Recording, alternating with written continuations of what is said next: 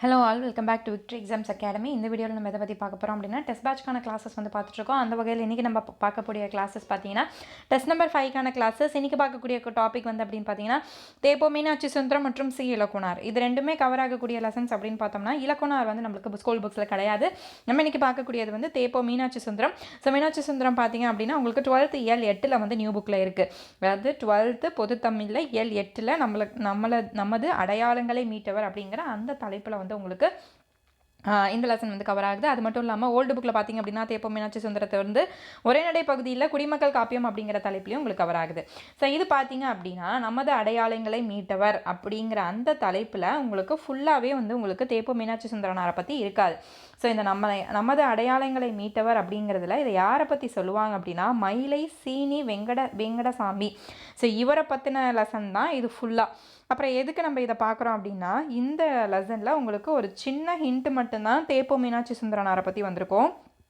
அதாவது 1934 வந்து தேப்போ மீனாட்சி சுந்தரனார் வந்து சித்தாரிப்பேட்டை உயர்நிலைப்பள்ளியில் வந்து நடத்திய தமிழ் ஆராய்ச்சி மாநாட்டில் வந்து சதர்குணர் அப்படிங்கிறவர் வந்து கிறிஸ்துவ தமிழும் அப்படிங்கிற ஒரு தலைப்பில் வந்து உரையாற்றிருப்பார். அப்போ அந்த மாநாடு நடத்தினது மட்டும்தான் மீனாட்சி சுந்தரனார். அதில் வந்து அந்த மாநாட்டில் வந்து உரையாற்றினது வந்து சர்க்குணர். ஸோ அந்த கட்டுரையை வந்து எந்த தலைப்பில் கிறிஸ்தவம் தமிழும் அப்படிங்கிற அந்த தலைப்பில் ஒரு நூலாக வந்து மயிலையார் வந்து வெளியிட்டிருப்பார். ஸோ மயிலையாரை பற்றின லெசன் தான் இது ஃபுல்லாகவே.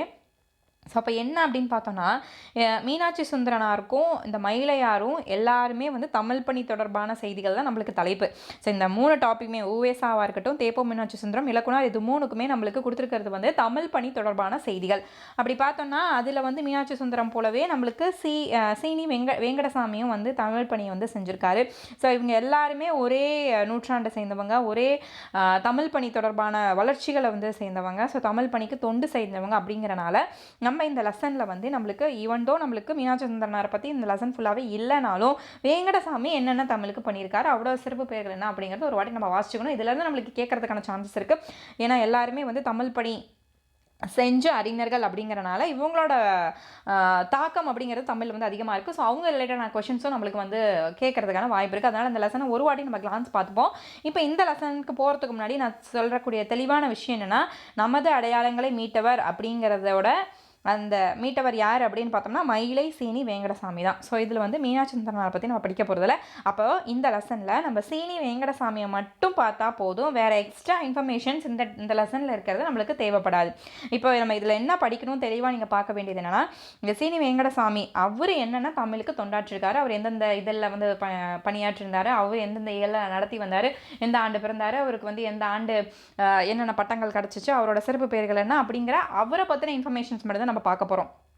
ஏன்னா இது நம்மளுக்கு கொடுத்துருக்க டாப்பிக்கே தமிழ் பணி தொடர்பான தமிழ் பணி செஞ்சவங்க யார் யார், அவங்க என்னென்ன தமிழ் பணியை செஞ்சாங்க, அப்போ அந்த ஆசிரியர் அவங்களோட சிறப்பம்சம் என்ன, இதை மட்டும்தான் நம்ம வந்து பார்க்க போகிறோமே தவிர அவங்க எழுதின நூல் வந்து நம்மளுக்கு என்ன அப்படிங்கிறத நம்ம பார்க்க போகிறதில்ல. அதுவும் இல்லாமல் இந்த ஆசிரியர் நம்மளுக்கு சிலபஸில் இல்லவே இல்லை. ஸோ அதனால் ஓரளவுக்கு ஒரு ஓவர்லாப்பாக இந்த லெசனை வந்து பார்த்துக்கோங்க.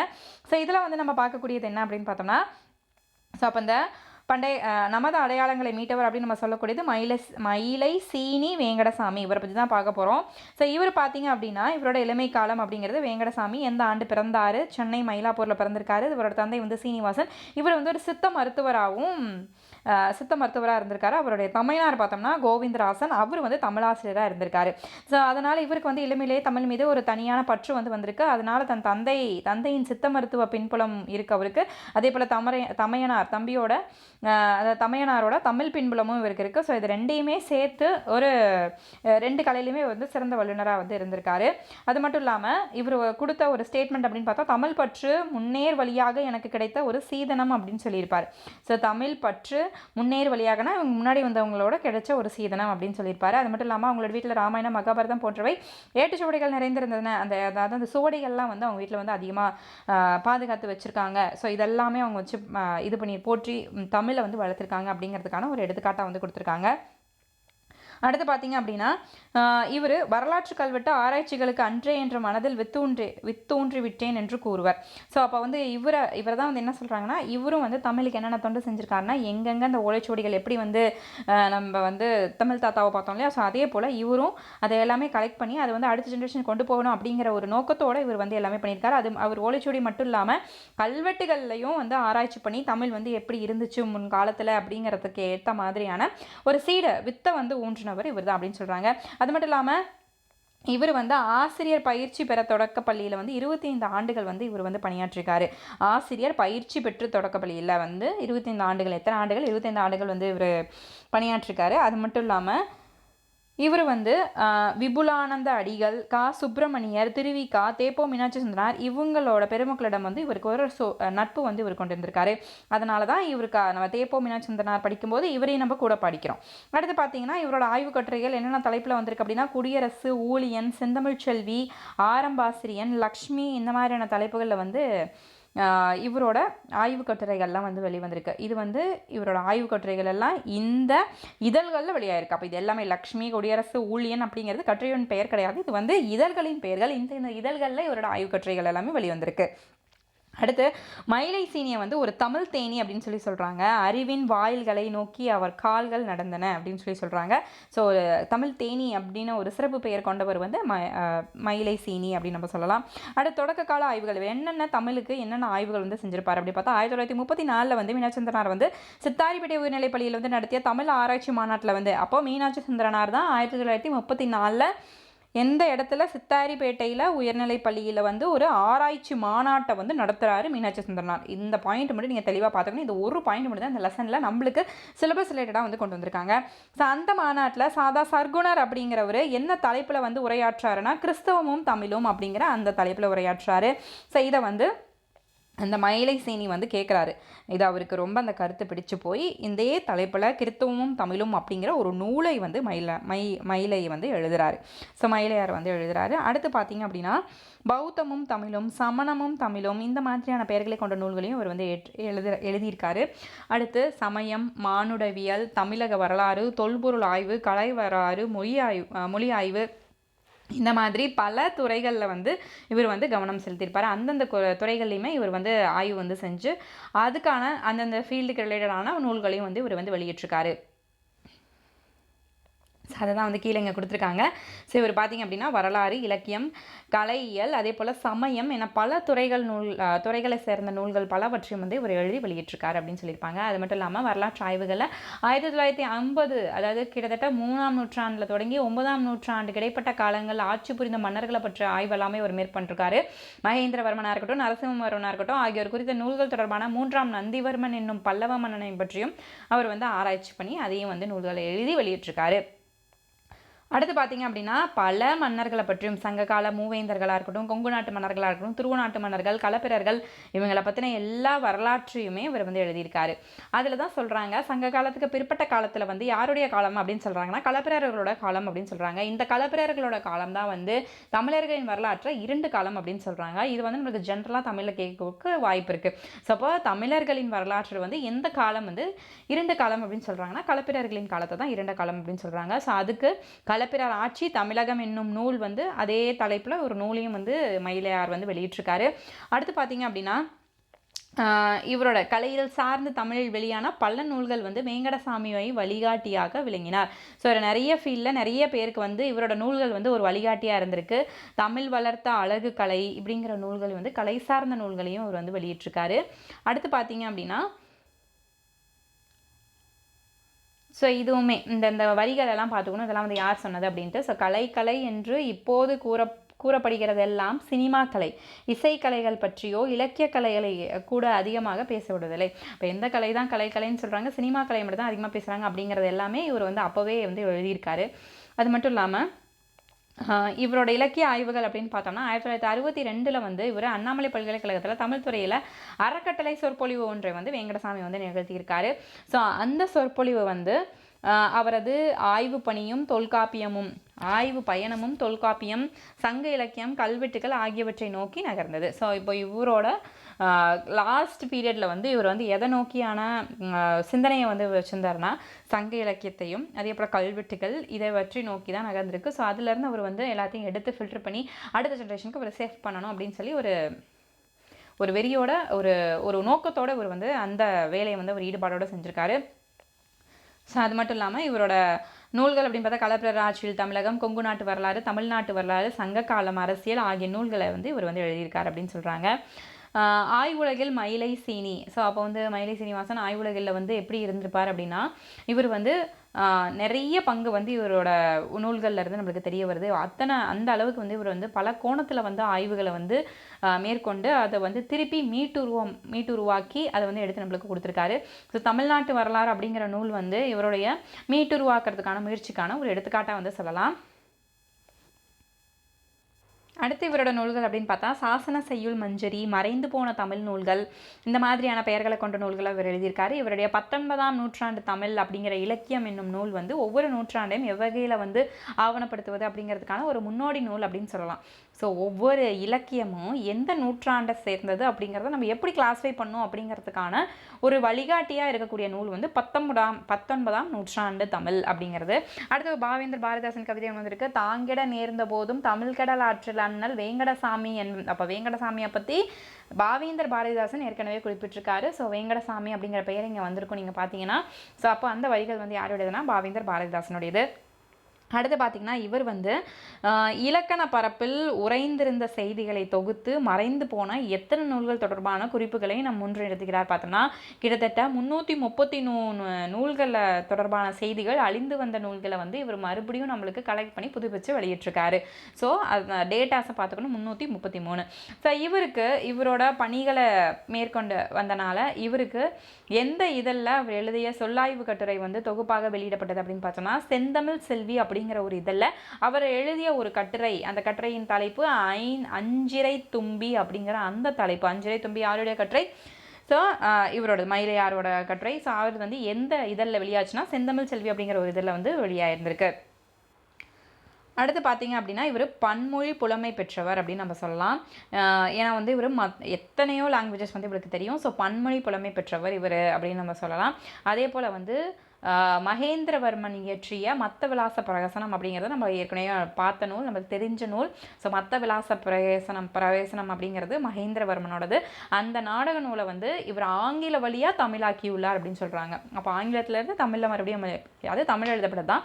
ஸோ அது வந்து ஆங்கிலத்தில் டிரான்ஸ்லேட் பண்ணியிருக்காங்க. ஸோ ஆங்கில வழியாக மீண்டும் வந்து தமிழாக்கம் செஞ்சுருக்காரு அப்படின்னு சொல்கிறாங்க. 20ஆம் நூற்றாண்டின் தொடக்கத்தில் வந்து இந்தியாவியல். ஸோ இது வந்து எந்த வட்டம் சொல்கிறாங்க அப்படின்னா 20ஆம் நூற்றாண்டோட தொடக்கத்தில் வந்து இந்தியவியல் அப்படிங்கிற ஒரு வட்டத்துக்குள்ளே பேசப்பட்ட ஒரு தமிழகத்தின் வரலாற்றை வந்து இவர் வந்து மீட்டு திராவிட இயலாக அவர் வந்து அடையாளப்படுத்தியிருக்காரு. ஸோ இது வந்து திராவிட மொழிக்கு சேர்ந்தது அப்படிங்கிற மாதிரியான ஒரு அடையாளத்தை வந்து கொண்டு வந்திருக்காரு. ஸோ அப்போ எந்த நூற்றாண்டில் 20ஆம் நூற்றாண்டில் இவர் வந்து தமிழகத்தில் பேசப்பட்ட அந்த தமிழ் மொழியை திராவிடத்துக்குள்ளே இவர் வந்து மீட்டு கொண்டு வந்திருக்காரு அப்படின்னு நம்ம சொல்லலாம். ஸோ இவரோட சிறப்பு வேறு என்ன அப்படின்னு நம்ம பார்த்தோம் அப்படின்னா சங்க காலத்தில் வந்து அதாவது வேங்கடசாமிக்கு 1962 வந்து தமிழ் எழுத்தாளர் சங்கம் பாராட்டி ஒரு கேடயம் வந்து வழங்கியது. அதே போல் மதுரை காமராசர் பல்கலைக்கழகம் இவரை வந்து தமிழ் பேரவை செம்மல் அப்படிங்கிற விருதை வந்து இவர் கழிச்சிருக்கு. ஸோ எந்த கழகம்? மதுரை காமராசர் பல்கலைக்கழகம் வெங்கடசாமிக்கு வந்து தமிழ் பேரவை செம்மல் அப்படிங்கிற ஒரு பட்டத்தை வந்து அளிச்சிருக்கு. அதே போல் வந்து கோகலே மண்டபத்தில் வந்து மணி விழா வந்து எடுத்து அதுக்கு வந்து ஆராய்ச்சி பேரறிஞர் என்ற பட்டத்தை வந்து இவருக்கு வந்து வழங்கியிருப்பாங்க. ஸோ ஆராய்ச்சி பேரறிஞர் அப்படின்னாலே வந்து நம்ம வந்து வெங்கடசாமியை வந்து சொல்லலாம். ஸோ இதுதான் வந்து இந்த நூலில் சொல்லக்கூடியது. அப்போ நம்ம வந்து இப்போ பார்த்தது எல்லாமே வந்து தமிழ் தேனியை பார்த்தோம். தமிழ் தேனி என்ற சிறப்பு பெயர் கொண்டவரும் இந்த வெங்கடசாமி தான். ஸோ இதை தான் நம்ம பார்த்துருக்கோம். நம்ம பார்க்க வேண்டியது இப்போ என்ன அப்படின்னா இந்த லெசனையும் நம்ம ஒரு கிளான்ஸ் பார்த்துக்கணும். ஏன்னா வந்து மீனாட்சி சுந்தரனாரோட ரிலேட்டடாக இருக்கக்கூடியவர் தான் இவர். ஸோ அதை வந்து நம்ம ஒரு வாட்டி வாசிச்சாச்சு. ஸோ இப்போ நம்ம டீட்டெயிலாக பார்க்க போகிறது தேப்போ மீனாட்சி சுந்தரம். அது பார்த்தீங்க அப்படின்னா உங்களுக்கு 11th தான் வந்து கவர் ஆகுது. 11th உங்களுக்கு உரைநடை பகுதியில் ஓல்டு புக்கில் அது 2018 எடிஷன் நீங்கள் எடுத்து பார்த்தீங்கன்னா உங்களுக்கு வந்து இந்த லெசன் இருக்கும். குடிமக்கள் காப்பியம் அப்படிங்கிற ஒரு உரைநடை இருக்கும். இதுதான் வந்து தேப்போ மீனாட்சி சுந்தரனார் எழுதின ஒரு நூல். ஸோ அப்போ இந்த லெசனை பார்க்கறதுக்கு முன்னாடி தேப்போ மீனாட்சி சுந்தரனார் யார், அவர் எந்த ஆண்டு பிறந்திருப்பார், என்னென்னலாம் பண்ணியிருப்பார் அப்படிங்கிற ஒரு இன்ட்ரடக்ஷன் வந்து தேப்போ மீனாட்சி சுந்தரனாரை பற்றி நம்ம பார்த்துட்டு அதுக்கப்புறம் அவரோட நூலான குடிமக்கள் காப்பியத்துக்குள்ளே நம்ம போகலாம். ஸோ நம்ம பார்க்க போகிறது வந்து தேப்போ மீனாட்சி சுந்தரம். ஸோ இவர் பார்த்தீங்க அப்படின்னா பன்மொழி புலவர் அப்படிங்கிற ஒரு அடைமொழி வந்து இவருக்கு இருக்குது. அப்போ பன்மொழி புலவர் அப்படின்னா நம்ம ஏற்கனவே தமிழ் தேனி அப்படின்ட்டு அவரோட ஒரு கோஃப்ரெண்டை வந்து நம்ம பார்த்தோம்.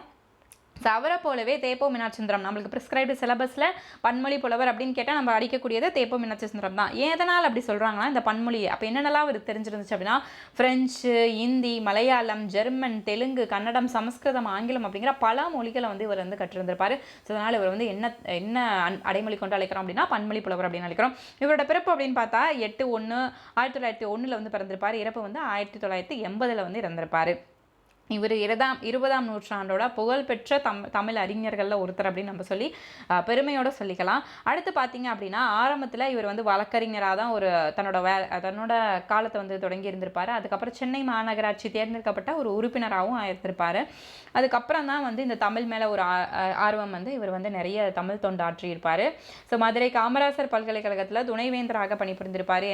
எத்தனை ஆண்டுகள் அப்படின்னு பார்த்தோம்னா 1966 1971 வரைக்கும் இவர் வந்து பணியாற்றியிருந்திருப்பார்.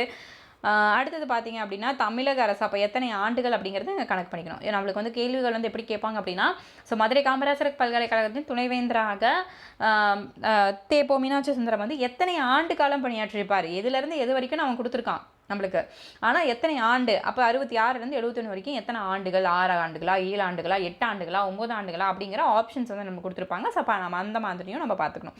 அடுத்து தமிழக அரசு வந்து இவருக்கு என்ன பட்டம் வழங்கியிருக்கும் அப்படின்னா கலைமாமணி விருது வழங்கியிருக்கும். இந்திய அரசு இவருக்கு வழங்கிய பட்டம் பத்மபூஷன் விருது. அப்போ இதுவும் பார்த்துக்கணும். இந்திய அரசு என்ன விருது, தமிழக அரசு என்ன விருது வழங்கிச்சு. அடுத்து இவர் பிறந்த இடம் அப்படின்னு பார்த்தா சென்னையில் சித்தாரிப்பேட்டையில் பிறந்திருப்பார். தந்தை வந்து பொன்னுசாமி கிராமணியார் அப்படின்னு நம்ம சொல்கிறோம். அடுத்து பார்த்தீங்க அப்படின்னா 1941 நாட்டு உரிமைக்காக மறியல் செய்து இவர் வந்து சிறை சென்றிருப்பார். எந்த ஆண்டு 1941.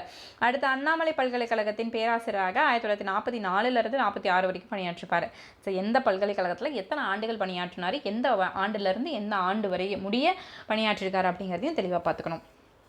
அடுத்து 1958 வந்து அண்ணாமலையார் பல்கலைக்கழகத்துறையில் வந்து மீண்டும் 46 வரைக்கும் ஏற்கனவே பணியாற்றிருக்காரு. திருப்பியும் அதே அண்ணாமலை பல்கலைக்கழகத்தில் வந்து 1958 திருப்பியும் வந்து தலைமை பேராசிரியராக வந்து பொறுப்பேற்றிருப்பார். அடுத்து 1961 சிகாகோ பல்கலைக்கழகத்தில் தலைமை ஆசிரியராக பணியாற்றியிருந்திருப்பார். அதே போல் 73 74 வந்து திருவேங்கடவன் அப்படிங்கிற பல்கலைக்கழகம், 74 வந்து ஆழ்நிலை தியானத்தின் தேசிய குழு உறுப்பினராக வந்திருந்திருப்பார். இவர் பெற்ற விருதுகள் அப்படின்னு பார்த்தா தர்மபுர ஆதீனம் அப்படிங்கிற விருது, அதே போல் குன்றக்குடி ஆதீனம் அப்படிங்கிற விருதும் இவர் பெற்றிருப்பார். தர்மபுர ஆதீனம் அப்படிங்கிறதுக்கான தமிழாக்கம் அப்படின்னு பார்த்தா பல்கலை செல்வன் அப்படின்னு அர்த்தம். அதே போல் குன்றக்குடி ஆதீனம் அப்படின்னா பன்மொழி புலவர். ஏற்கனவே நம்ம பார்த்தோம் இவருக்கான அடைமொழி பன்மொழி புலவர் அப்படின்ட்டு. ஸோ அதோட இன்னொரு நேம் என்னன்னா குன்றக்குடி ஆதீனம். ஸோ குன்றக்குடி ஆதீனம் அப்படின்னாலே பன்மொழி புலவர் அப்படிங்கிற இன்னொரு மீனிங்கும் அதுக்கு இருக்குது. ஸோ குன்றக்குடி ஆதீனம் என்று அழைக்கப்படுவது யாருன்னு கேட்டாலும் ஒரே தான், பன்மொழி புலவர் என்று கேட்டாலும் ஒரே தான், தேப்போ மீனாட்சி சுந்தரம். ஸோ இப்போ இவருக்கான பயோகிராஃபி நம்ம பார்த்தாச்சு. ஸோ இப்போ இந்த லெசனில் வந்து நம்மளுக்கு இதில் என்ன சொல்ல வராங்க, இதில் இருக்க டேட்டாஸ் என்ன அப்படிங்கிறத நம்ம பார்த்துருவோம். நம்ம பார்க்கக்கூடிய லெசன் வந்து தேப்போ மீனாட்சி சுந்தரம் எழுதின குடிமக்கள் காப்பியம் அப்படிங்கிறத தான் பார்க்க போகிறோம். ஸோ இதில் வந்து இந்த லெசன் ஃபுல்லாகவே இவர் என்ன சொல்லியிருப்பார் அப்படின்னா இப்போ இவருக்கு வந்து வயது ஆயிடுச்சு. ஸோ இவர் வந்து முதிர்ச்சியை நோக்கி பயணம் பண்ணிக்கிட்டு இருக்காரு. அப்போ 40 ஆண்டு காலத்துக்கு முன்னாடி நான் வந்து சிறுவனாக இருந்தபோது என்னோட இளமையை நினைக்கும் போது எனக்கு ரொம்ப இனிமையாக இருக்குது. ஸோ அப்போ இளமையில் நான் என்ன பண்ணேன் அப்படின்னு பார்த்தோன்னா 6 மணிக்குள்ளெல்லாம் 7 மணி இருட்டுறதுக்குள்ளே எல்லாம் சாப்பிட்டு முடிச்சிருவோம், எல்லாரும் ஒன்றா உட்காந்துருப்போம். அப்போ வந்து கதைகள் சொல்ல ஆரம்பிப்போம், கதைகளை கேட்க ஆரம்பிப்போம். தெருவிளக்குகளும் மின்மினி பூச்சிகளும் நிறைந்த அந்த சாலைகளில் வந்து நாங்கள் வந்து சான்றோரோட அந்த தந்தை தாயோரோட எல்லாம் சொல்லக்கூடிய கதைகளை கேட்டு நாங்கள் வந்து ஆர்வமாக உட்காந்துட்டு இருப்போம். ஸோ அப்போ அவங்க சொல்லக்கூடிய கதை எல்லாமே எதை பற்றியா இருக்கும், ஏதோ ஒரு மன்னரை பற்றியா இருக்கும். ஸோ அப்போது குடிமக்கள் அப்படிங்கிறதே நம்ம வந்து மறந்துட்டோம். நம்ம கேட்கக்கூடிய கதைகளாக இருக்கட்டும், நம்ம பார்த்தது எல்லாமே வந்து முடிமக்கள் கதையாக தான் நம்ம பார்த்துருப்போம். முடிமக்கள் அப்படின்னாலே முடிசூடிய மன்னன் அப்படின்னு அர்த்தம். அப்போ ஏதோ ஒரு பதவியிலையோ ஒரு உயர்ந்த இடத்துல இருக்கக்கூடிய ஒருத்தரை பற்றி தான் நம்ம வந்து கதைகளாக அத்தனை வருஷமாக நம்ம கேட்டு வந்தோம். அப்போ நம்மளுக்கு இணையாக இருந்த ஒரு குடிமகனாக இருக்கட்டும், நம்ம கூடயே இருந்த ஒரு காமன் பீப்புளாக மக்களை வந்து நம்ம பற்றி பேசுகிறதே இல்லை. ஸோ அவங்களுடைய கதைகளை நம்ம வந்து இவ்வளோ நாளாக வந்து நம்ம எடுத்து பார்க்கவே இல்லை. இப்போ தான் எனக்கு அந்த சிந்தனை வருது அவங்கள வந்து பார்க்கணும் அப்படிங்கிறதுக்காக. ஸோ அப்படி பார்க்கும்போது ஒரு மன்னனை பற்றி பாடக்கூடிய காப்பியமாக இருக்கட்டும், ஒரு இலக்கணமாக இருக்கட்டும், இலக்கியமாக இருக்கட்டும், ஸோ ஒரு மன்னன் பாட்டுடை தலைவனாக கொண்டு ஏதோ ஒரு காமன் மேனை, ஒரு குடிமக்களை வந்து பாடுடைய தலைவனாக கொண்ட காவியம் இருக்கா, ஒரு இலக்கியம் இருக்கா அப்படின்னு நான் தேடி பார்க்குற வகையில் எனக்கு கிடைச்சது வந்து சிலப்பதிகாரம். அப்போது இது ஃபுல்லாகவே மீனாட்சி சுந்தரனார் எதை பாராட்டி பேசியிருப்பார் அப்படின்னா சிலப்பதிகாரத்தை தான் புகழ்ந்து பேசியிருப்பார். ஏன்னா வந்து அதில் ஒரு குடிமகனை வந்து பாடுடைய தலைவனாக வச்சுருப்பாங்க. ஸோ அதில் வரக்கூடிய கதாபாத்திரங்கள் எல்லாமே வந்து ஒரு குடிமக்கள் இனத்தை சேர்ந்ததாக தான் இருக்கும் அப்படின்னு சொல்லி அதை எழுதின இளங்கோவடிகளை ரொம்ப சீரும் சிறப்புமாக பாராட்டி இந்த குடிமக்கள் காப்பியத்தில் இவர் வந்து பேசியிருப்பார். இது ஜஸ்ட் ஒரு வாட்டி நீங்கள் வந்து ரீட் பண்ணிக்கோங்க, அதுவே இனஃப். இதில் வேறு எந்த இன்ஃபர்மேஷன்ஸும் உங்களுக்கு வந்து இருக்காது. ஸோ இப்போ வந்து எந்த காப்பியத்தை வந்து அதிகமாக பாராட்டுறார் அப்படின்னா சிலப்பதிகாரத்தை சொல்லியிருப்பார். அதுக்கு முன்னாடி வந்து இதில் சொல்லக்கூடிய ஒரு இம்பார்ட்டன்ட் டேட்டா என்னன்னு பார்த்தோன்னா, ஒவ்வொரு இலக்கியத்தும், அதாவது ஆங்கில இலக்கியமாக இருக்கட்டும், இல்லை வந்து ஹீப்ரு இலக்கியமாக இருக்கட்டும், லத்தீன் இலக்கியம், ஒவ்வொன்றுலையும் எது வந்து ஃபேமஸாக இருக்குது. இப்போ நம்ம தமிழ்னா சிலப்பதிகாரம், கம்பராமாயணம், சிலப்பதிகாரம், மகாபாரதம் இதெல்லாம் சொல்லுவோம். ஸோ ஆங்கிலத்தில் எதை அந்த மாதிரி சிறப்பாக சொல்லலாம் அப்படிங்கிறது எல்லாத்தையுமே இங்கே வந்து சொல்லியிருப்பாரு. பார்த்தீங்க அப்படின்னா, உலகம் தோன்றியதிலிருந்து உலகம் முழுவதும் கதை என்றாலே எந்த கதை தான் நம்ம சொல்கிறோம்? முடிமக்கள் கதையை தான் சொல்கிறோம். ஸோ அந்த முடி அப்படிங்கிறத மன்னனை குறிக்கக்கூடிய கதை, கடவுளை குறிக்கக்கூடியது, அந்த மாதிரியான ஒரு கதைகள் தான் சொல்கிறோம். வடமொழியில் ஆதி காவியம் என்று புகழ் பெறுவது வான்மீகியின் ராமாயணம் தான் வந்து எது வந்து புகழ்பெற்ற காப்பியம்னு வடமொழியில் வந்து நம்ம குறிக்கிறோம் அப்படின்னா ராமாயணம். அடுத்து கிரேக்கர்கள் வந்து பழங்காப்பியம் என்று பாராட்டுவது அப்படின்னா ஹோமர் பாடிய இலியடை வந்து கிரேக்கர்கள் சிறப்பான இதான்னு சொல்லுவாங்க. ஸோ ஹோமர் வந்து ஆசிரியர், அதோட எழுதின ஒர்க்கு வந்து இலியட். ஸோ ஹோமர்ஸ் இலியட்னு சொல்லுவோம். ஸோ அது வந்து கிரேக்கர்களோடது. அதே போல் வந்து மௌலஸ் அப்படிங்கிற அரசர் பெருமானின் அழகிய மனைவியாம் ஹெலன். ஸோ ஹெலனை வந்து நம்ம பார்த்துருப்போம். அது வந்து இலியட் நாட்டு இளவரசன் வந்து பாரிஸ் அப்படிங்கிற நாட்டு பாரிஸ் தான் அவனோட பேர், இளவரசனின் பெயர். அவன் வந்து எந்த நாடு சேர்ந்தவன்? இலியட் நாட்டு இளவரசன் சேர்ந்தவன். ஸோ இது வந்து அவன் மனைவியை இவன் வந்து கூட்டிகிட்டு வந்துடுவான். ஸோ அதனால் வந்து நடந்த போர். ஸோ இது வந்து அந்த நாட்டோட ஒரு பழங்காப்பியம் அப்படின்னு சொல்லலாம். அதே போல் வர்ஜில் என்ற பாவனார் பாடிய ஈனட் அப்படிங்கிறது லத்தீன் மொழியோட பழம்பெரும் பழங்காப்பியமாக நம்ம சொல்கிறோம். ஸோ லத்தீனோட, அப்போ எந்த மொழி? லத்தீனுக்கு சொல்லியிருக்கோம், கிரேக்கம் சொல்லியிருக்கோம். ஸோ இலியடோட ஒர்க் என்ன? அதே போல் வந்து இலியடோட ஒர்க், ஹோமர் இலியடோடது தான் இந்த கதை. இந்த ஹெலனை வந்து அழைச்சிட்டு வர கதை தான் இது. ஸோ அதுக்காக ஒரு பெண்ணுக்காக 2 நாடுகள் அடிச்சுக்கும், அந்த 2 நாட்டுக்கு போர் நடக்கும். ஸோ அதில் வந்து நிறைய பேர் உயிர்கள் வந்து பலியிடுவாங்க. ஸோ இந்த மாதிரி ஒரு கதை இருக்கும். அதே போல் வந்து லத்தீன் மொழியோட பழங்காப்பியம் அப்படின்னு சொல்கிறது வந்து வர்ஜில் என்ற பாவனார் பாடிய ஈனட் அப்படின்னு சொல்லி, அந்த ஈனட் அப்படிங்கிற ஒர்க்கு வந்து நம்ம சொல்கிறோம். அதே போல் ரோம பேரரசு தோற்றுவித்த ஈனியஸ் என்ற அரசன் வந்து பெருமானது வரலாற்றை கூறுவது அக்காப்பியம் எழுது. அப்போ இந்த ஈனிட் வந்து எந்த பேரரசை சொல்லுதுன்னா ரோம பேரரசை வந்து தோற்றுவித்த ஈனியஸ் அப்படிங்கிற ஒரு அரசனை வந்து சொல்கிறது தான் இந்த கதை அப்படின்னு சொல்லி சொல்கிறாங்க, இந்த ஈனிட் கதை. ஸோ வேறு எந்த நாட்டு பழங்காப்பியத்தை எடுத்துக்கிட்டாலும் அதில் வந்து அரசன், அவனோட வீரம், அவர் எந்த நாட்டு கூட போரிடுறாரு அப்படிங்கிற அந்த முடிமக்கள் கதையை தான் நம்ம கேட்டிருக்கோமே தவிர, நம்ம இத்தனை நாளாக குடிமக்கள் அப்படிங்கிற ஒரு இதையை நம்ம மறந்துட்டோம் அப்படின்னு சொல்லி சொல்கிறாரு. அப்போது இப்போ நம்ம தமிழோட நூல்கள், இலக்கியங்கள் இதெல்லாம் எடுத்து பார்க்கும்போது எனக்கு கண்ணில் தென்பட்டது வந்து எந்த ஒர்க்கை சொல்கிறாருன்னா இந்த சிலப்பதிகாரத்தை வந்து சொல்கிறாரு. அப்போ சிலப்பதிகாரம் வந்து என்ன கதையை சொல்லுது அப்படின்னு பார்ப்போம். அப்படின்னு பார்த்தானா, ஸோ இது வந்து கம்பனால் ஒளிப்பெற்றது அப்படின்னு, ராமாயணம் வந்து அது கம்பனால் ஒளிப்பெற்றது. இதுக்கு முன்னாடி நம்ம மகாபாரதம், ராமாயணம் சொல்லுவோம். ஸோ அது ஒரு குடிமக்கள் காப்பியமா அப்படின்னு பார்த்தா அதுவுமே கிடையாது அப்படின்னு சொல்லுவார். அப்போ எதுதான் வந்து தமிழ் இலக்கியத்தில் வரலாற்றில் முதலாக காப்பியம் என சிறப்பு தோன்றியது வந்து எதனால், எந்த நூலால் அப்படின்னு பார்த்தா சிலப்பதிகாரத்தில். இது தமிழ் இலக்கிய வரலாற்றில் முதலாக காப்பியம் என சிறப்பு தோன்றியது சிலப்பதிகாரமே மட்டுமே. ஸோ அப்போ அந்த சிலப்பதிகாரங்கிறது யாரோட கதை? மன்னனோட கதையா, ஒரு அரசனோட கதையா, இல்லை கரிகாலனோட கதையா? சோழன் கரிகாலன் வருகிறானோ அப்படிங்கிற அவனோட கதையா, இல்லை பாண்டிய நெடுஞ்செழியன் அவனோட அரசு கட்டில் வீற்றிருக்கிறான் அப்படிங்கிற அவனோட கதையா, இல்லை கண்ணகி எதிரே உயிர் விடுகின்றாள், ஸோ இப்போ கண்ணகியோட கதை. ஸோ அதுவும் கிடையாது. அப்போ சேரன் செங்குட்டன் வடநாட்டில் போர் போய்கிறானே அதோட கதையா? அதுவும் கிடையாது. கண்ணகி கோயில் கட்ட இமயத்திலிருந்து கல் எடுத்து வருகிறானே அப்போ அதோட கதையா? அதுவும் கிடையாது. முரசு முழுங்குவதனை மூவரும் கதையில் வந்தும், அதாவது முரசு முழுங்குதானே மூவரும் கதையில் வந்தும் அப்படின்னா இப்போ சேரநாடு சொல்லிட்டோம், பாண்டிய நாடு சொல்லிட்டோம், சோழ நாடு சொல்லிட்டோம். சோழன் கரிகாலனும் அந்த கதையில் வருவான். பாண்டியன் நெடுஞ்செழியன் அரச கட்டல, ஸோ அதுவும் வந்துருச்சு. அதே போல் வந்து சோழன், சேலன், அதே போல் பாண்டியன், இப்போ 3 நாடுமே வந்துருச்சு. ஸோ அதை தான் வந்து இந்த கதை. அப்போ 3த்தையுமே சொல்கிறது இந்த கதையா?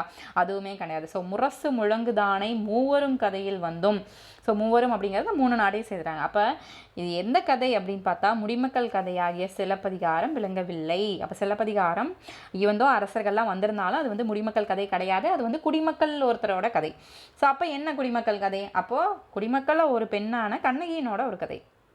அவள் ஒரு காமன் விமன், ஸோ பீப்புளாக இருந்தவங்க, ஸோ அவங்களோட ஒரு கதை. அதே போல் கோவலன் அவனும் வந்து குடிமக்களில் ஒருவனாக இருந்திருப்பான். மாதவி அப்படின்னு பார்த்தோன்னா பரத்தையரில் ஒருத்தியாக இருந்தவங்க தான் மாதவி. ஸோ அப்போ இந்த குடிமக்கள் காமன் பீப்புள் அவங்களோட லைஃப்பில் என்ன மாதிரி ஒரு ட்ராஜடி ஆச்சு அப்படிங்கிறது இந்த கதையில் சொல்கிறனால இது வந்து இந்த கதை சிலப்பதிகாரம் அப்படிங்கிறது ஒரு முடிமக்கள் காப்பியம் கிடையாது, இது வந்து ஒரு குடிமக்கள் காப்பியம்.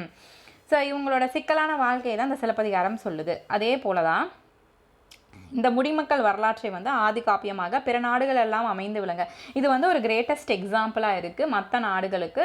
இது வந்து ஒரு குடிமக்கள் காப்பியமாக விளங்குறதுக்கு அப்படின்னு சொல்கிறாரு. ஸோ அந்த 3 நாடும் நம்ம சொன்னோம், சேர சோழ பாண்டியன் 3ஐயும் சொன்னோம். எப்படி வந்து இந்த கதையில் 3மே வருது அப்படின்னு பார்த்தோம்னா சோழ நாட்டில் பிறக்கிறாள் கண்ணகி. இப்போ கண்ணகி பிறந்த நாடு அப்படின்னு பார்த்தா சோழ நாடு. பாண்டிய நாட்டில் கணவனை இழக்கிறாள். அப்போ கணவன் கோவலன் இறந்தது வந்து பாண்டிய நாட்டில். அடுத்து எந்த நாட்டில் தெய்வமாகிறாள்? சேர நாட்டில் தெய்வமாகிறாள். இது முக்கியம். இப்போ சோழ நாடு கண்ணகியோட நாடு, பாண்டிய நாடு கணவனை இழந்த நாடு, சேர நாட்டில் தான் கண்ணகி வந்து தெய்வமாக வந்து வழிபடுறோம். ஸோ அங்கே சிலை வந்து இமயத்திலேருந்து எடுத்துகிட்டு வந்த கற்களை கொண்டு செய்த கோவில் வந்து சேர நாட்டில் தான் வந்து தெய்வமாகிறாள் அப்படிங்கிறத. அப்போ 3 நாடுமே இதில் இருக்குது. அப்போ மூவரசர் பேரரசையால் முப்பெருந்துண்டாய் வெட்டுண்டு கிடக்கும் தமிழன்னை. ஸோ இந்த வரிகளில் மூவரசர் அப்படிங்கிறது 3 நாட்டுடைய பேரரசையுமே குறிக்கிறது. முப்பெருந்துண்டாய் 3 துண்டு, தனித்தனி துண்டு, அந்த 3 துண்டையும் ஒன்றா வந்து இந்த காப்பியத்தில் வந்து இணைச்சிருக்காரு இளங்கோவடிகள் அப்படின்னு சொல்லி இளங்கோவடிகளை ஒரு புரட்சிகரமாக வந்து பாடியிருப்பாங்க. மீதி டேட்டர்ஸ்லாம் நீங்கள் ஒரு அளவுக்கு படிச்சிங்கனாலே உங்களுக்கு வந்து இளங்கோவடிகள் வந்து புரட்சி எந்த அளவுக்கு செஞ்சுருக்காரு. ஸோ அப்போ வந்து இவரோட சங்க காலம் வந்து ஒரு புரட்சி காலம் அப்படின்னு நம்ம சொல்லலாம். ஸோ அந்த நாளில் வந்து புலவர்கள் பழமைக்கு வந்து அடிமையாகாது வெற்றி பெற முயன்றார்கள். ஸோ அவர்கள் கூறியிருக்கும் உண்மைகளை கண்டால் இந்த உண்மைகள் விளங்கும் அப்படின்னு சொல்லி இது ஒரு எடுத்துக்காட்டாக வந்து சொல்லியிருப்பார். ஸோ இதில் வந்து என்ன சொல்கிறாங்க அப்படின்னா, இப்போ ஒரு முடிமக்கள் அப்படின்னு எடுத்துக்கிட்டோம்னா ஒரு மன்னனோட வாழ்க்கையில் எந்த மாதிரி ஒரு இன்பம் இருக்குது, ஒரு காதல் இருக்குது, ஒரு வீரம் இருக்குது, ஒரு துன்பம் இருக்குது. ஸோ இது எல்லாமே கலந்தால் தானே அந்த காப்பியத்தின் சுவை வந்து நம்மளுக்கு கிடைக்கும். ஸோ அதே போல் நம்ம குடிமக்களாக எடுத்துக்கிட்டோம் அப்படின்னாலும் இந்த குடிமக்கள் காப்பியத்தில் என்னென்னலாம் இருக்கணும், இந்த சுவைகள் எல்லாமே கலந்துருக்கணும் அப்படின்னு சொல்கிறாங்க. ஸோ அதில் தான் வந்து என்னென்ன சொல்கிறாங்க, காதல், அழுகை, வீரம், இது எல்லாமே காப்பியத்தின் பெருஞ்சுவைகள் அப்படின்னு சொல்கிறாங்க. இது எல்லாமே இருந்தால் தான் ஒரு காப்பியம் வந்து இனிக்கும் அப்படின்னு சொல்கிறாங்க. இப்போ மாதவியும் கோவலனும் அந்த காதல் வாழ்க்கை வந்து புகார் காண்டத்தில் வந்து நடக்குது. கணவனை இழந்த கண்ணகி வந்து அவளோட வருத்தத்தை காற்றா அந்த கதை தான் மதுரை காண்டத்தில் வந்து நடக்குது.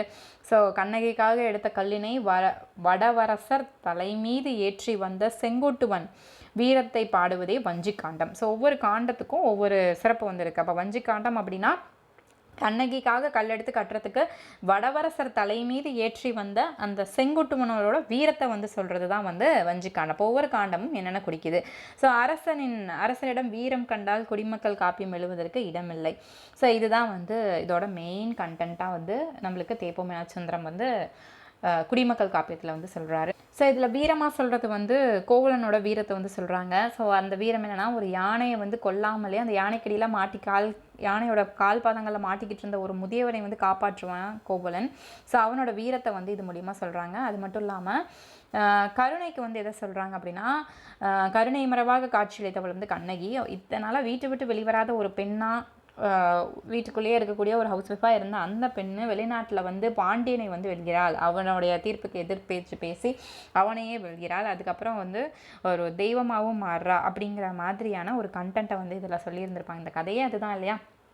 ஸோ அந்த காலத்தில் இளங்கோவடிகள் இந்த அளவுக்கு வந்து இது எல்லாமே இன்ஃப்யூஸ் பண்ண ஒரு கதையை வந்து சொல்லியிருக்காரு. அது மட்டும் இல்லாமல் அவங்களுக்கு பிறந்த பெண்ணான மாதவி வந்து எப்படி வந்து ஒரு கற்பரசியாக வந்து ஓங்குகிறாள், அது வந்து நம்மளுக்கு அடுத்த ஒரு காப்பியமாக மணிமேகலை அப்படிங்கிற ஒரு காப்பியத்தோட கண்டென்ட்டாக வந்து வச்சுருக்காங்க. ஸோ இந்த மாதிரியான ஒரு கண்டினியூட்டி வந்து அடுத்த காவியத்துக்கும் ஒன்றுக்கும் இருக்குது. ஸோ இதில் வந்து வீரமாக இருக்கட்டும், காதலாக இருக்கட்டும், இந்த எல்லாத்தையுமே இன்ஃப்யூஸ் பண்ணி சொல்லியிருக்காங்க. ஸோ அப்போது இது முடிமக்களுக்கு ஈக்குவலாக வந்து இந்த குடிமக்கள் காப்பியம் இருந்திருக்கு. அப்போ குடிமக்கள் காப்பியத்தையும் வந்து எல்லாருமே போற்றணும். இது வந்து மற்ற நாடுகளில் இருக்கக்கூடிய காப்பியங்களுக்கு எல்லாத்துக்குமே ஒரு எடுத்துக்காட்டாக இருக்குது அப்படின்னு சொல்லி இதில் வந்து மீனாட்சி சுந்தரனார் வந்து சொல்லியிருப்பார். அவ்வளோதான் இந்த லெசன். ஸோ ஓரளவுக்கு ஃபுல்லாக நீங்கள் வந்து ஒரு வாட்டி வாசிச்சு விட்டிங்கனாலே இது உங்களுக்கு போதுமானதாக இருக்கும். அடுத்து நம்ம பார்க்கக்கூடிய தேர்ட் வந்து இலக்குனார் பார்க்க போகிறோம். இலக்குனார் வந்து நம்மளுக்கு புக்ஸில் வந்து எந்த இதுவுமே கிடையாது. ஸோ அடிஷ்னல் இன்ஃபர்மேஷனாக நான் எக்ஸ்ட்ரா வந்து ஹிண்ட்ஸ் எடுத்து வச்சிருக்கேன். இலக்குனாரோட பயோகிராஃபி என்ன, அவர் எங்கே பிறந்தார், என்னென்ன பண்ணார், அவருக்கு கிடைச்ச பட்டங்கள் என்ன, தமிழுக்கு என்ன பணியாற்றினார் அப்படிங்கிறத மாதிரி தான் பார்க்க போகிறோம். இலக்குனார் வந்து தமிழறிஞர்களோட தனிச்சிறப்பு வாய்ந்தவர். இருக்கக்கூடிய தமிழ் அறிஞர்களே தனிச்சிறப்பு வாய்ந்தவர் அப்படின்னு சொல்கிறது வந்து இலக்குனார். இவரோட சிறப்பு பெயர் அப்படின்னு பார்த்தோம்னா செந்தமிழ் காவலர், செந்தமிழ் சுடர் அப்படிங்கிறது இவரோட சிறப்பு பெயர்கள். அப்போ செந்தமிழ் சுடர் நம்ம யார் அழைக்கணும்? இலக்குனார்.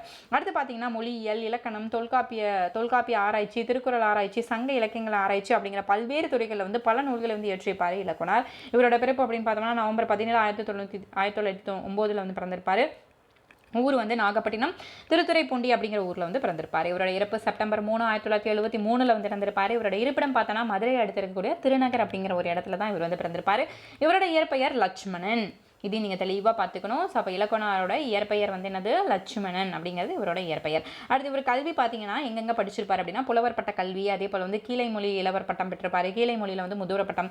ஸோ யூஜி பிஜின்னு சொல்கிறது இளவர் முதுவர் அப்படின்னு சொல்கிறது. அடுத்து இலக்குனார் வந்து தொல்காப்பியத்தை வந்து ஆங்கிலத்தில் வந்து மொழிபெயர்த்திருப்பார். தொல்காப்பியத்தை ஆங்கிலத்தில் மொழிபெயர்த்தவர் வந்து இலக்குனார். அடுத்து 1963 வந்து இவருக்கு வந்து முனைவர் பட்டம் பெற்றிருக்க, டாக்டர் பட்டம் வாங்கியிருக்காரு.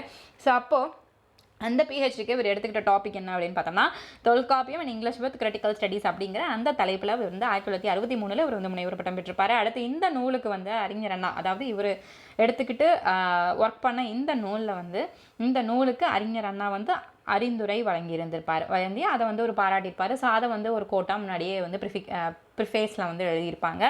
அடுத்து இவர் பார்த்தீங்கன்னா கலைஞர் மு கருணாநிதி திருவாரூரில் இருக்கக்கூடிய பள்ளியில் வந்து இறுதி வகுப்புனா 12th, அந்த காலத்தில் 10th இருந்திருக்கலாம். ஸோ அப்போ அந்த இறுதி வகுப்பு படிக்கும்போது இவரோட கருணாநிதியோட ஆசிரியராக இருந்தவர் தான் இந்த இலக்குனார் அப்படின்னு சொல்கிறாங்க. அப்போ கருணாநிதிக்கு தமிழ் ஆர்வம் கொடுத்தவரும் இவர் தான் சொல்கிறாங்க. ஸோ கருணாநிதிக்கு முன்னாடி இருந்தவங்களும் இவங்க தான் அப்படின்னு சொல்கிறாங்க. அதாவது முன்னாடி தமிழ் தொண்டு வளர்த்தவங்க, தமிழுக்கு சேவை செஞ்சவங்க, தமிழ் அறிஞர்களாக இருந்தவங்க இவங்க அப்படின்னு சொல்கிறாங்க. ஸோ இந்த ஆசிரியரை, தன்னுடைய ஆசிரியரை கருணாநிதி ஒரு நூலில் பதிவிட்டிருக்காரு. என்னன்னு சொல்லி பதிவிட்டிருக்காருன்னா தமிழுணர்வுடன் பண்பையும் ஊட்டியவர் அப்படின்னு சொல்லியிருப்பாரு. ஸோ தமிழுணர்வுடன் பண்பையும் ஊட்டியவர் இலக்குவனார் அப்படின்னு இலக்குவனாரை சிறப்பித்து தன்னுடைய நூலான நெஞ்சுக்கு நீதி அப்படிங்கிறது கலைஞர் கருணாநிதியோட நூல். ஸோ அந்த நூலில் வந்து இந்த இலக்குவனாரை தன்னுடைய ஆசிரியரை வந்து புகழ்ந்து இந்த நூலில் வந்து சொல்லியிருந்திருப்பார். அடுத்து ஆங்கில இதழ்கள், இலக்குனார் நடத்திய ஆங்கில இதழ்கள் திராவிடன் ஃபெடரேஷன், அதே போல் வந்து கருணரையன் அப்படிங்கிற ஒரு 2 இதழ்கள் நடத்தியிருப்பார். சங்க இலக்கியம், குறள் நெறி அப்படிங்கிற தமிழ் இதழ்களையும் ஒரு நடத்தியிருப்பார். அடுத்து இலக்குனார் வந்து கருணாநிதி மற்றும் மு வரதராசன் இவங்க 2 பேரோட ஆசிரியராக இல்லை முன்னோடியாக வந்து திகழ்ந்திருப்பார். 1965 இந்திய எதிர்ப்பு போராட்டத்தில் ஒரு 2 வாட்டி இவர் வந்து சிறை சென்றிருப்பார், கைது செய்யப்பட்டு. இவர் பேரில் கிட்டத்தட்ட 14 கேஸ் வந்து ஃபைல் ஆகிருக்கு அப்படின்னு சொல்கிறாங்க. இது எல்லாமே வந்து அதாவது தமிழ் வளர்ச்சிக்காக, ஸோ இந்தியை வந்து தேசிய மொழியாக கொண்டு வரக்கூடாது அப்படிங்கிற அந்த போராட்டத்துக்காக இவர் வந்து 2 வாட்டி சிறைக்கு வந்து சென்றிருக்காரு. இவர் எழுதின நூல்கள் எக்கச்சக்கமாக இருக்குது. அதில் வந்து சிறப்பு வாய்ந்தது எழிலரசு. ஸோ எழிலரசோட மற்றொரு பெயர் காதலின் வெற்றி. ஸோ அப்போ காதலின் வெற்றி என்று மற்றொரு பெயரை கொண்ட நூல் எது அப்படின்னு கேட்கலாம். ஸோ எழிலரசு, மாணவர் ஆற்றுப்படை, அதே போல் தமிழிசை பாடல்கள். ஆராய்ச்சியில் பார்த்தோம்னா நிறைய ஆராய்ச்சிகள் மேற்கொண்டிருப்பார். அதோட தலைப்புகள் இங்கே கொடுத்துருக்கோம். என் வாழ்க்கை போர், அமைச்சர் யார், அம்மூவனார், திருக்குறள் எளிய பொழிப்புரை, தொல்காப்பியர் விளக்கங்கள் இப்படிங்கிற நிறைய ஒர்க்ஸ் வந்து இவர் எழுதியிருப்பார். இது கொஞ்சம் மட்டும் ஸ்பெசிஃபிக்காக கொடுத்துருக்கோம். இவரோட ஒர்க்ஸ் வந்து ஒரு 30, 25 கிட்டத்தட்ட ஒரு 30, 40 கிட்டத்தட்ட ஒரு 40, 45 ஒர்க்ஸ் வந்து இவர் இருக்கும். அதே போல் தமிழக காப்பு கழகம் தொடங்கியவர். ஸோ எந்த கழகத்தை வந்து இவர் தொடங்கியிருப்பார்னா தமிழ் பாதுகாப்பு, அதாவது தமிழ் காப்பு கழகம் அப்படிங்கிற ஒரு கழகத்தை வந்து தொடங்கினவர் வந்து இலக்குனார். இவர் வந்து பொதுச் செயலாளராக இருந்திருப்பார். எந்த ஆண்டுனா 1962 மதுரையை அடுத்த திருநகரில் வந்து இவர் வந்து பொதுச் செயலாளராக இருந்திருப்பார். அடுத்து பார்த்தீங்க அப்படின்னா இவரது தமிழில் பேசுக, தமிழில் எழுதுக, தமிழில் பெயரிடுக, தமிழில் பயில்க அப்படிங்கிற அந்த வரிகள் வந்து கோட் வந்து யாரோடது அப்படின்னா இது வந்து ஒரு செயல் திட்டமாக வச்சு இவர் வந்து அந்த தமிழ் காப்பு கழகத்தோட செயல் திட்டம், ஒரு கோலு எய்ம் அப்படின்னு நம்ம சொல்லுவோம் இல்லையா. ஸோ அந்த மாதிரி அந்த ஃபவுண்டேஷனோட ஒரு சிறப்பு அம்சமாக இதை வந்து இந்த 4 செயல் திட்டத்தை அவர் கொண்டு வந்திருப்பார். அப்போ எத்தனை செயல் திட்டம் இலக்குவனாரோடது அப்படின்னா 4. தமிழ்லேயே பேசணும், எழுதணும், அது தமிழில் தான் பெயரிடணும், தமிழ்லேயே படிக்கணும், பயிலணும் அப்படிங்கிறது. இவரோட மாணவர்கள் அப்படின்னு பார்த்தா மு. கருணாநிதி, கி. வெங்கட சுப்பிரமணியன், அதே போல் சேடப்பட்டி முத்தையா.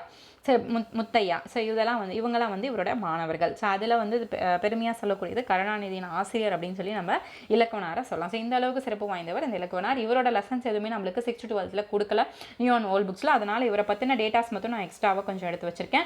ஸோ இதோட வந்து நம்ம டெஸ்ட் நம்பர் 5க்கான கிளாஸஸ் வந்து முடியுது. அடுத்து பார்த்தீங்கன்னா டெஸ்ட் நம்பர் 6க்கான கிளாஸஸ் வந்து நான் உங்களுக்கு அடுத்த வீடியோவில் போஸ்ட் பண்ணுறேன். நீங்கள் நம்ம தமிழ் டெஸ்ட் பேட்சில் ஜாயின் பண்ண அப்படின்னு நினச்சிங்கன்னா கீழே உங்களுக்கு டிஸ்கிரிப்ஷன் பாக்ஸில் காண்டாக்ட் நம்பர் இருக்கும். அதை காண்டாக்ட் பண்ணி நீங்கள் வந்து ஜாயின் பண்ணிக்கலாம். ஸோ இதில் பார்த்தீங்கன்னா உங்களுக்கு முன்கூட்டியே வந்து நாங்கள் அந்த டெஸ்ட்டுக்கு முன்னாடியே உங்களுக்கு வந்து PDF வந்து சென்ட் பண்ணிடுவோம். அது ஓல்ட் புக்காக இருந்தாலும் சரி, நியூ புக்காக இருந்தாலும் சரி, அந்த டாபிக் எங்கே இருக்கோ அதை நாங்கள் சென்ட் பண்ணிடுவோம். ஒரு சில இல்லாத டாபிக் இந்த மாதிரி அவர் ரிலேட்டடாக இருக்கக்கூடிய இன்ஃபர்மேஷன்ஸ் மட்டும் நாங்கள் உங்களுக்கு தனியாகவே எடுத்து அதை கம்பைல் பண்ணி உங்களுக்கு நாங்கள் மெட்டீரியல்ஸாக வந்து கொடுத்துருவோம். ஸோ இதே போல் இலக்கணம் மற்றும் இலக்கம் இது ரெண்டுக்குமே வந்து கிளாஸஸ் எடுத்துருவோம். அதே போல் உங்களுக்கு டெஸ்ட் கொஷன்ஸும் வந்து அந்த டேட்டில் ஷெடியூல் படி உங்களுக்கு வந்து நாங்கள் சென்ட் பண்ணிடுவோம். ஸோ நீங்கள் அதுக்கான கிளாஸஸும் நாங்களே எடுத்துருவோம். ஸோ ப்ளஸ் உங்களுக்கு ஏதாவது டவுட்ஸ் இருந்தாலும் அங்கே கிளியர் பண்ணிடுவோம். ஸோ நீங்கள் அந்த தமிழ் டெஸ்ட் பேட்ச் மறக்காமல் மிஸ் பண்ணாமல் நீங்கள் அதில் அட்மிஷன் பண்ணிக்கோங்க. ஸோ இந்த பேட்சில் நீங்கள் ஜாயின் பண்ணுறதுக்கு காண்டாக்ட் பண்ண வேண்டிய நம்பர் 6383976468. ஸோ மறக்காமல் இந்த பேட்சில் ஜாயின் பண்ணி உங்களோட அட்மிஷனை என்ரோல் பண்ணிக்கோங்க. தேங்க்யூ.